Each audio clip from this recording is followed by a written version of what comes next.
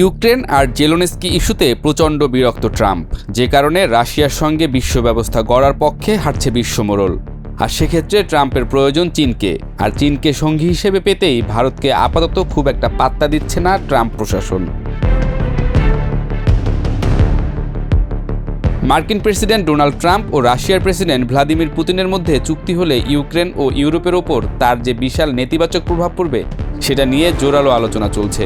কিন্তু ট্রাম্প ও পুতিনের মধ্যে যদি চুক্তি হয়েই যায়, তাহলে ইউক্রেনের ভবিষ্যৎ এবং যুক্তরাষ্ট্রের সঙ্গে ইউরোপের সম্পর্ক কতটা ঝুঁকিতে পড়বে তার থেকেও বড় একটা ঝুঁকি রয়েছে। ইউক্রেনে রাশিয়ার পূর্ণমাত্রার আগ্রাসন ৩ বছর পার করেছে। ২০২২ সালের ফেব্রুয়ারির চেয়ে ২০২৫ সালের ফেব্রুয়ারিতে ইউক্রেনের ভবিষ্যৎ নিয়ে আরও সংশয় বেড়েছে। আবারও ঘটনাপ্রবাহ সেই ১৯৩৮ সালের মিউনিখের ঘটনাপ্রবাহের সঙ্গে দুঃখজনকভাবে মিলে যাচ্ছে। পুতিনকে সন্তুষ্ট করা যাবে এই ভুল ধারণার বশবর্তী হয়ে পরাশক্তিরা আবারও নিজেরা দুর্বল রাষ্ট্রের ভাগ্য নির্ধারণ করে দিচ্ছে। এশিয়ান টাইমসের এক প্রতিবেদনে আন্তর্জাতিক নিরাপত্তা বিষয়ক অধ্যাপক স্টিভেন উলফ লিখেছেন, ট্রাম্প সরল একটি দৃষ্টিভঙ্গি দিয়ে চালিত হন। তিনি মনে করেন পরাশক্তিগুলোর প্রভাব বলয়ের অঞ্চল থাকবে যেখানে অন্য পরাশক্তি হস্তক্ষেপ করবে না।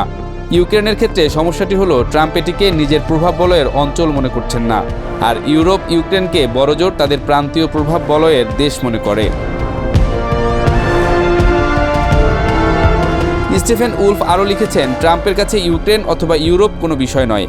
তিনি বিশ্ব ব্যবস্থাকে এমনভাবে সাজাতে চান যেটা কিনা ১৯ শতকের দৃষ্টিভঙ্গির সঙ্গে খাপ খায়। সে সময়ে যুক্তরাষ্ট্র বিচ্ছিন্নতার জগতে ছিল এবং পশ্চিমা গোলার্ধ ছিল কার্যত চ্যালেঞ্জহীন। ট্রাম্পের কণ্ঠে হেনরি কোবেটের বিচ্ছিন্নতাবাদী তত্ত্ব প্রতিধ্বনিত হয়েছে। ট্রাম্প মনে করেন যুক্তরাষ্ট্র বিশ্বের বিভিন্ন স্থানে এমন কতকগুলো অভিযানে জড়িয়ে পড়েছে যেখানে দেশটির গুরুত্বপূর্ণ কোনো স্বার্থ ঝুঁকিতে নেই। পুতিন দীর্ঘদিন ধরে বলে আসছিলেন ইউক্রেনের বিরুদ্ধে যুদ্ধ অন্যায্য আগ্রাসন নয়, এটি ইউক্রেনের ভুল। ট্রাম্পও এই যুদ্ধের জন্য ইউক্রেনের ঘাড়ে দায় চাপিয়ে দিয়েছেন। উদারনৈতিক বিশ্ব ব্যবস্থা যে পাশ করতে পারেনি তার চূড়ান্ত পরীক্ষা হলো ইউক্রেন। রাশিয়া ও যুক্তরাষ্ট্রের মধ্যে চুক্তি হলে সেটি হবে আন্তর্জাতিক ব্যবস্থার ওপর চূড়ান্ত আঘাত।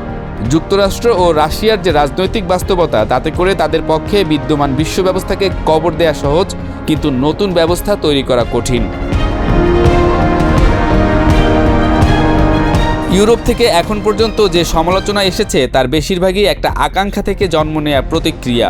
তাদের আকাঙ্ক্ষার জায়গাটি হলো মহাদেশটি যেন অর্থনৈতিক ও রাজনৈতিকভাবে রাশিয়ার চেয়ে অনেক শক্তিশালী ভিত্তি থাকে।